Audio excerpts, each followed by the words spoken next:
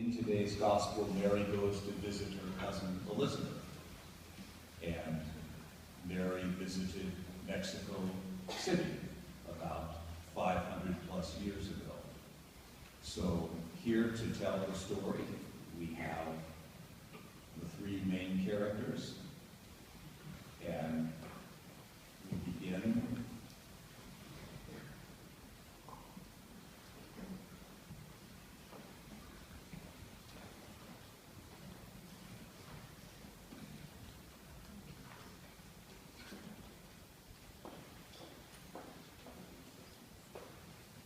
The date is Saturday, December 9th, 1531.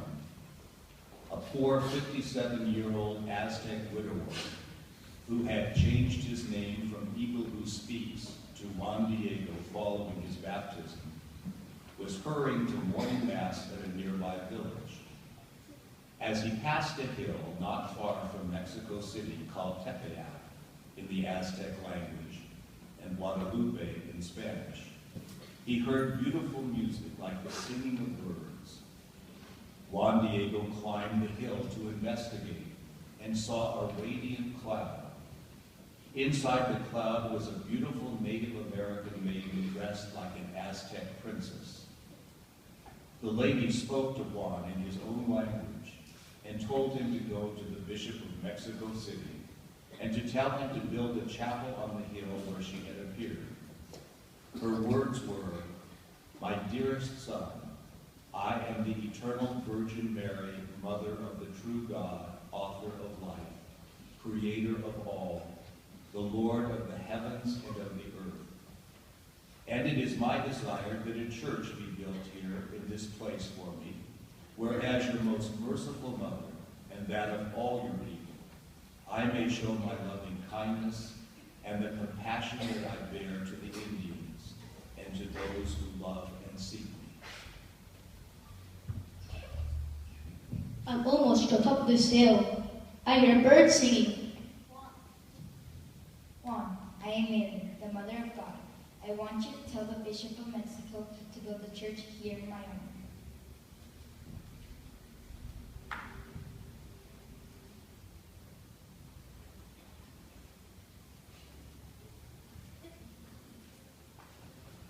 Mother, he won't listen to me, but I'll go again.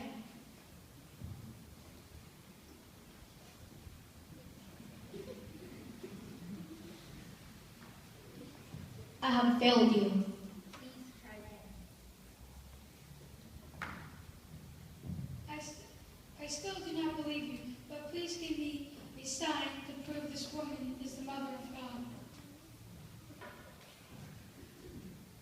Mother, you'll have to send someone more important than me. I have chosen you, Juan Diego. I will give you a sign for the bishop.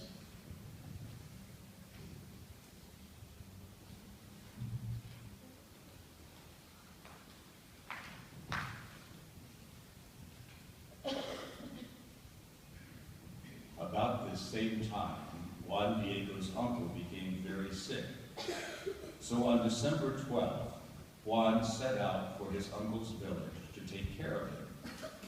Because he was in a hurry, Juan tried to sneak by Tepeyac Hill, hoping to avoid the lady. But the lady called out to Juan and promised him that his uncle would recover. Then she provided Juan with the sign that the bishop had demanded, the sign that would prove that what she had asked the bishop to do was true. The sign was a bush filled with roses, even though it was the middle of winter, and roses didn't bloom in Mexico in December.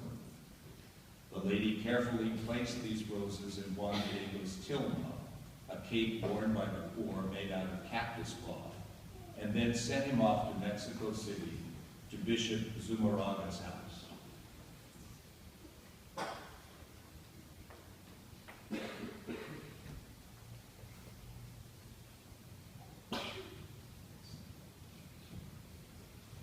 What are you carrying in your cloak? The sign of the Mother of God.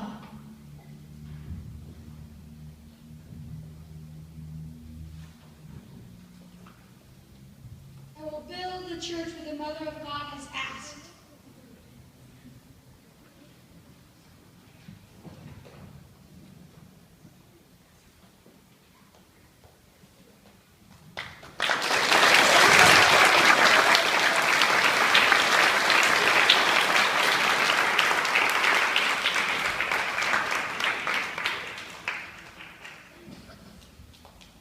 Only 12 years before the Spanish explorer Hernán Cortés had conquered the mighty Aztec Empire.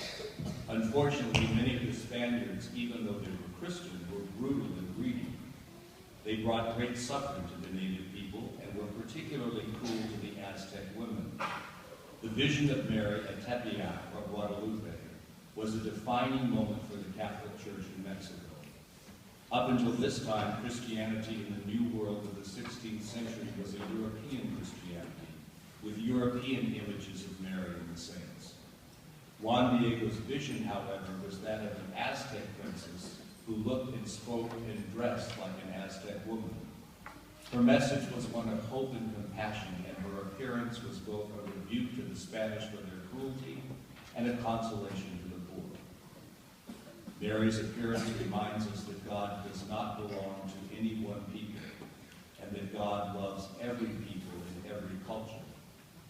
In the 7 years following her appearance, 8 million Aztecs were baptized. Mary's son became their Christ. His gospel transformed their lives, and his resurrection became their salvation. In the 493 years since Mary appeared to Juan Diego, many miracles have taken place at her shrine on Guadalupe Hill. Peace treaties have been signed in the church built in her honor. She is the patroness of Mexico and is honored throughout the Americas and all over the world. And I'm going to talk for just a minute about the image because it's very interesting and absolutely unique. While strange and exotic to many, the image of Mary which appeared in Juan Diego's tilma was easily understood by the Aztec Indians for whom she had appeared. Her skin is olive colored, showing her solidarity with both the indigenous Mexican people and their mestizo descendants. The rays behind her image represent the dreaded Aztec sun god of war. Since Our Lady stands in front of the sun, she is more powerful than the sun. Her foot rests on the crescent moon, showing that she had clearly crushed the feathered serpent god, much like today's first reading of the book of Revelation predicts. Our Lady wears a mantle or veil strewn with stars. This shows that she is greater than the stars of heaven, which were worshipped by the Aztecs. She appeared on December 12, 1531, and the stars on her mantle accurately portray the constellations of the stars that appeared in the sky that day. The color blue-green shows that she is a queen because only royalty wore the blue-green color in the Aztec Empire. There is a black cross on the brooch she wears around her neck, representing her son Jesus Christ, who died on the cross to save everyone in the world. Our Lady also wears a black belt, which was an Aztec sign that she was with child. Our Lady's hands are joined in prayer, and her head is bowed.